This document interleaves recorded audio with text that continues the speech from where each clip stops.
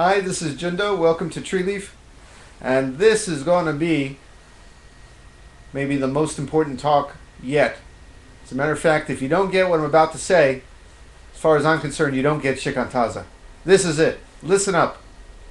You always hear me saying that we sit as if there is not one thing to change, not one thing to add, not one thing to take away from this moment of Zazen, or from any of life.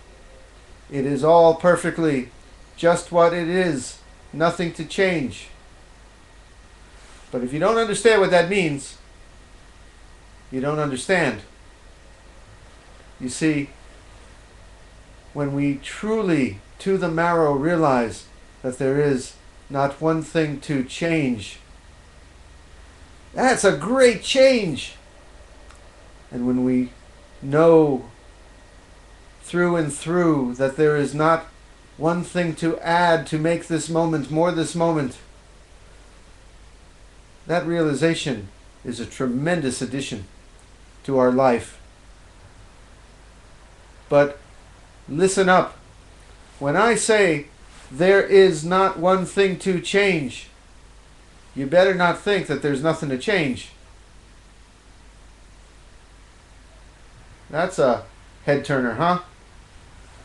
When I say that things are just perfectly what they are, as they are, that doesn't mean that things are perfect as they are.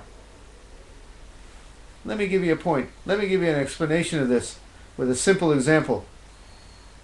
Suppose you thought you could just sit there on the Zafu and say, well, Jundo says, I am already Buddha, so I'll just sit here in the mudra, twiddling my thumbs. Na-da-da, I'm already Buddha. Na-da-da, nothing to do. You don't get it. You have to sit, realizing that this sitting is just the Buddha's sitting. There is truly nothing lacking. That's very different. Here's the example.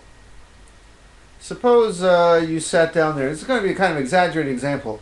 And you're a guy, you just got into a fist fight with your wife or your husband.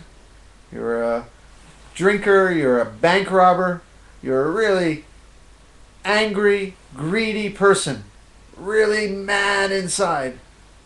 And you say, okay, I'm going to try this Zazen. I saw this guy on the YouTube here. I'm going to sit.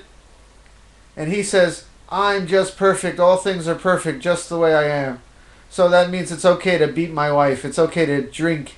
And it's okay to rob banks. You don't get it. You see, that guy is so filled with anger and clutching and need and violence and greed because he truly does not know what it means that nothing is lacking. He's angry because something disappoints him and he gets violent about it. He doesn't know what it means nothing is lacking. He robs banks, I'm assuming not to feed his family, but because he's greedy. He doesn't know what it means that all things as they are complete. If he truly understood that, he would not have the violence, the greed within him, the hole inside that needs to be filled. Thus, when we sit, truly experiencing that this action is the one and only place to be in the universe right now, the one and only thing to do in the universe right now. As a matter of fact, it's just the universe doing this right now. When we experience that we are sitting as the Buddha sitting, as the Buddha sitting, the separation between us and the world vanishes. The anger, the greed can be no more. If you don't get the difference between thinking that, well, I'll just sit here, I'm already fine the way I am, la da da, and knowing that we are sitting here and all things are just as they are, complete, with not one thing to add, not one thing to take away, to make this life, to make this world more than the jewel, the sacred moment that this is. Then you understand Shikantaza. You must see this instant as sacred, a jewel, no other place to be, no other place to go, no other place you need to go to get someplace in life, just right here.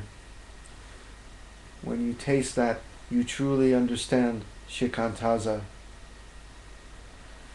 I'm not going to say that it's going to turn you into a saint, but we do have the precepts which guide us away from violence, away from anger, away from greed and clutching, because they all represent a need, a hole inside. Shikantaza lets us, at least for a moment, at least while we're sitting, taste that there is no hole to fill. You got the difference a little? So let's just sit here, right now, as the Buddhists sit.